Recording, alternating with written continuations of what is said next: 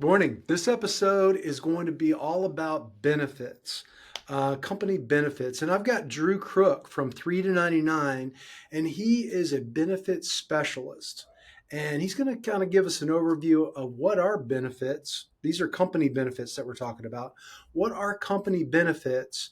And also something new, a new type of plan that makes it very affordable for many companies that are looking to develop a benefits program for their company. So, Drew, just let's just start off with what are benefits?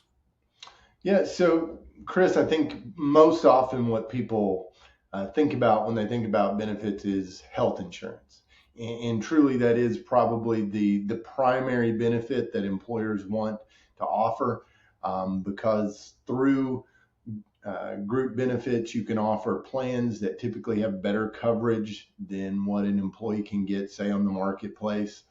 And because they're offsetting part of that cost potentially, you're also saving the employee some money, and of course deducting that from their paycheck. But outside of health insurance, which is the primary one, group benefits include such things as dental, vision, ancillary benefits like maybe short-term disability. If that employee gets injured or sick and can't come to work for a period of time, they can get a portion of their paycheck so that that employer can keep them on staff, but then they can also help meet their expenses during that time of leave. You've got life insurance, even 401ks typically fit under that group benefit platform. So, really, the employer is just trying to find ways to offer some things that are either at a lower cost than it would be, or simply just not available conveniently to an employee by offering that through their benefits package. Okay. I know that when I started my company, being self employed, I needed health insurance myself.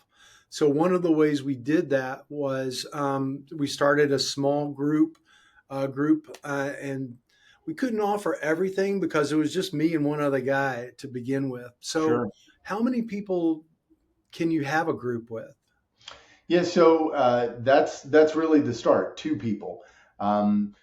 Typically sometimes you have a startup and it's a husband and wife, and they say, "Well, we've got two people." Well, unfortunately, they're still in the same household. But if it's a business owner and one employee, then now we have a group and we can start that and go from there. Okay.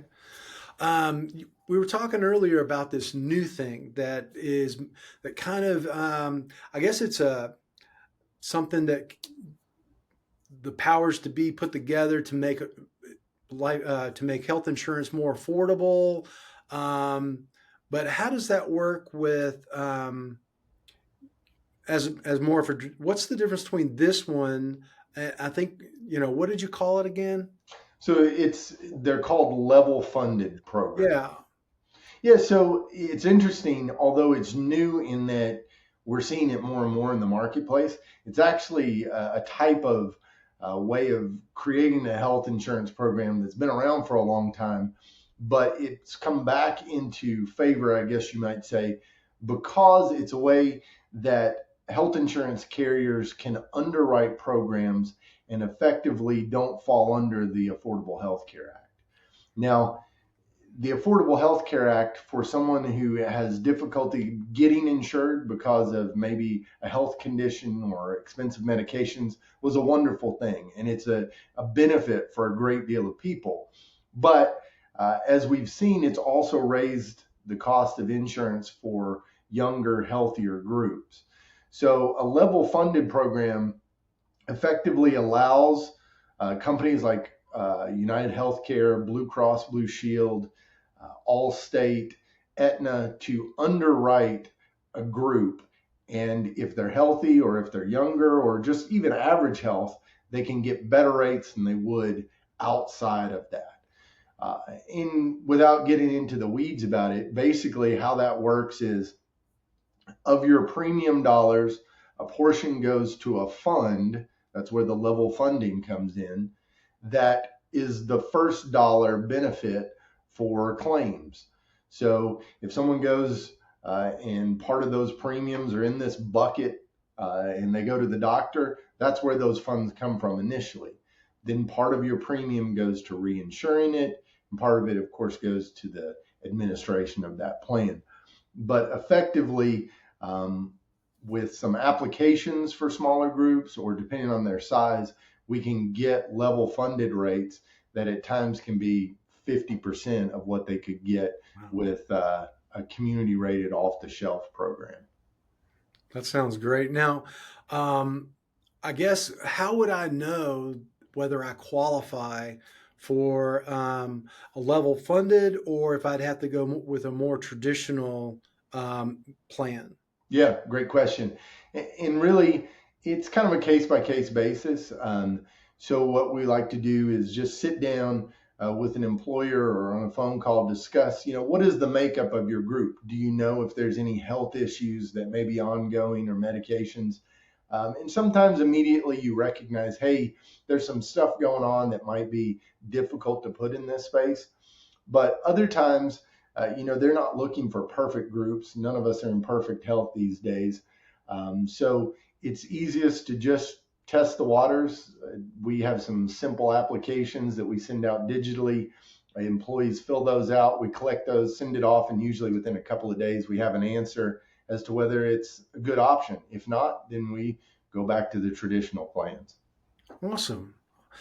So if somebody wanted to reach out to you to get one of these assessments or to just have, maybe get some more answers, how would they get in touch with you? Yeah, so you can reach out to shoot me an email. It's Drew at 3to99.com. That's number 3to99.com. Or give me a call, 865-850-2366.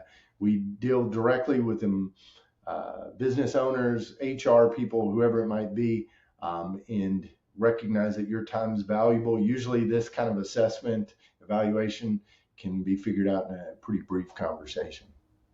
That sounds awesome. Drew, you've been a very valued participant and or a contributor in our micro community that is there basically to support small businesses at all levels, from startup to sold. And I know that we've kind of gotten to know each other over I guess it's been about a year now. So Right.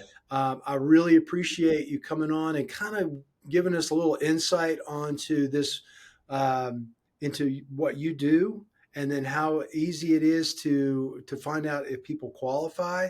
I hope that we can have some more of these where we'll kind of take each one of these aspects that we deal with in running a business or in trying to retain employees and get new employees.